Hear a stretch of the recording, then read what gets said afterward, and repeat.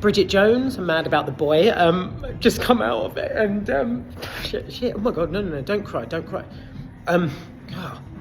Okay, I've just come out of Bridget Jones, Mad About the Boy, and I thought it would be so much worse than it was. I mean, it wasn't bad, but I thought it was going to be really like just bollocks, basically. But I think why is this happening? It deals with everything. Oh my god, the themes during the film. So basically, when it opened, you realise Mark Darcy, died like a few years previous, and she, Bridget, is left holding the kids, and it's all about like how she struggled. It's this movie. It incorporates every single emotion in all different areas of life. So you've got Bridget not feeling good enough, like about raising the kids by herself. But at the same time, she's got these wonderfully supportive friends. Great to see Shirley Henderson and Sally Phillips back as part of the cast. So she's got struggles going on, but then she meets someone like the younger chap in it. They get together, and then there's this incredibly realistic how it plays out, incredibly realistic theme of like shagging this guy, spending loads of good times with him and stuff, and then he ghosts her, so he fucks off because he gets scared and stuff. Side note, the return of him halfway through the film, I thought it was a dream sequence because it seemed to happen a bit quick and a bit sort of, it didn't look feasible enough when she's at work. There's a few scenes like that seem a bit like just thrown out there and happen really quickly, but at the same time, the themes it hits, it touches on like, her dad. Oh my god, this is so embarrassing. Her dad, played by Jim Broadbent, you've got him like basically on his deathbed in one scene, and he tells her, he sort of makes her promise to, live a good life, and things like that. So it really.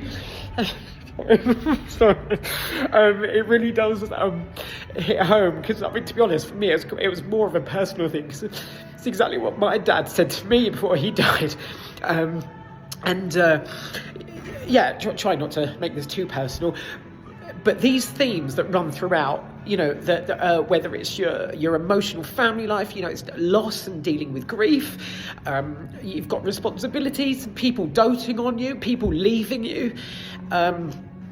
It was just brilliant. So I'll quickly move on to the casting before I lose it. The casting, like I say, Sally Phillips, excellent. She's been in Miranda, obviously, if you know Miranda Hart's BBC comedy series. Smack the Pony, years ago, when the first Bridget Jones film came out, probably at the same time. Smack the Pony, the all-female Emmy Award-winning comedy sketch show. Oh my god, it was fantastic, and I first saw Sally in that, and then I've loved her all these years, but she's sort of sporadic. Just as brilliant in this, just as funny. Emma Thompson, just hands down comedy gold when she's in the doctor's surgery. She's not in it for too long, but what she does add is gold. Now, Hugh Grant, oh my god, the audience were laughing out loud. They were hooting as soon as Hugh Grant comes on screen. He embraces the Daniel from The Off, and he is exactly what he delivers. It's exactly how he used to deliver it, and as if Jim Broadbent's character didn't set me off. There's a subsequent scene where Daniel ends up in hospital, and I was like, oh my god. And again, I started crying. So this wasn't just a comedy. It was really, really touching. It was so realistic and so raw. Everything about Bridget Jones, Mad About the Boy, is like a mirror for some people. Not everybody, obviously. But yeah, it was like poignant, and it was touching and very, very special. There are obviously the sort of the scenes, one or two scenes that are a bit tacky. The kids jumping about and cringe, some cringe dialogue, but otherwise, I mean, Hugh Grant. Oh my God, he was a delight, an absolute delight. I loved him. It was just so. His lines were just so snappy and like punchy and really raw. It was excellent. Like I say, he had the audience laughing out loud. Renee Zellweger was just brilliant. Isla Fisher, is it Isla? Is it Isla? Isla? I still don't know. She pops up halfway there. She's a cameo. She's in it for less than, I mean, you barely see her, to be honest. But she's in it for less than a few seconds. And I was like, that is really random. But yeah, so the casting is brilliant. It's excellent to see them. Gemma Jones, she's back in it. The producer, the TV producer from years ago. I think this was the best thing I could have watched today. It was between this and Captain America. I think this was definitely the best decision. It was almost cleansing. It was a bit therapeutic because mainly because I was bawling my fucking eyes out. I really, really enjoyed it. And it was the bits with Jim Broadbent's character and like Daniel and Bridget's sort of like her. You can feel her character, how much she's moved on, but how much she needs the sort of closure from Mark Darcy, and the panic of how she's going to be a good mother. These are things I can't even relate to. I'm male. I will never be a mother. I don't think. But it was brilliant. What can I say? Bridget Jones, Mad About the Boy, was brilliant. Quick side note: didn't Colin Firth he was in, what was it, Pride and Prejudice? You know when he walks out of a lake with his wet shirt or something? There was a nod to that in this when the young chap that she's shagging halfway through. He turns up at a party, and then he ends up something happens. He ends up in a swimming pool, and then walks out of the pool slowly with his shirt all, unbuttoned and wet. And I was like, for fuck's sake! So maybe they did that on purpose. I think I've waffled enough here. I honestly didn't think I would have any sort of opinion on this film. I am very surprised they brought it back, like Bridget Jones. I mean, wasn't it like 2001, the first one?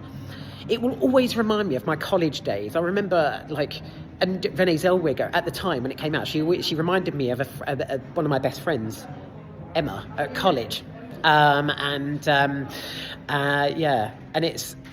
it was a really touching. It was a real throwback. So for me, it was the themes, the messages, the dealing with grief and loss, hope, sort of balancing work, friendship, that sort of thing. It was all of that, like success, struggling, but still, dealing with it and moving forward. She lost her husband, but she still she has to be okay, that sort of thing.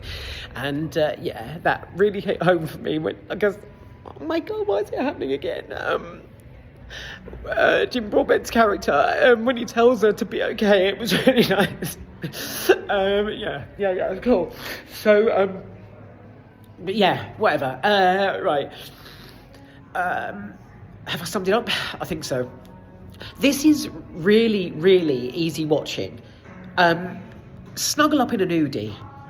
Throw a few fig rolls about and get yourself a large coffee, because it's easy watching. It's digestible.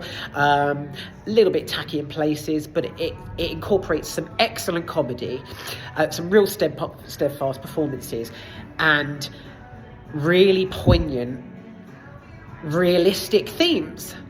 That's all I can say, really. If I watch it again, Probably if I was bored, yeah. I mean, it wouldn't be like my, top 10 of forever, but yeah, I'll probably watch it if I was pissed bored, or if I was doing a Bridget Jones marathon. Yeah. That wasn't bad at all. Yeah, anything else to say? Characters, themes, on point, perfect. The diary writing. I don't know. Bridget narrates it throughout, but I don't know if she's still actually writing her diary. I don't know. At first, do you know, when it first came out years ago, I was a bit like, oh, what the fuck, when she's all, Bridget Jones entering my 32nd year, or however old she was, of being a complete singleton with turkey curry at mum's place on New Year's Eve, that, and I was like, big fucking deal. I mean, look at everybody else who's single in the world. Nobody else has to write a fucking journal about it. But, most of the films, or the first film at least, was good. I remember the second one being a bit shit, wasn't it? Where she ends up in prison abroad, I think? Yeah, and she's doing all the Vogue stuff.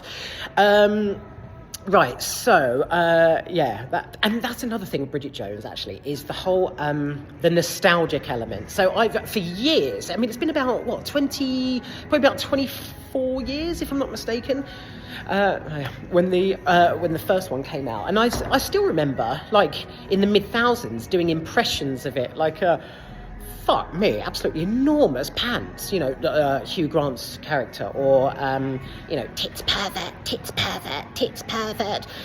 Most of the time, I just want to staple things to her head. The receptionist and all that. It was iconic of the time, really, I suppose, wasn't it? Like early thousands, a singleton writing a journal.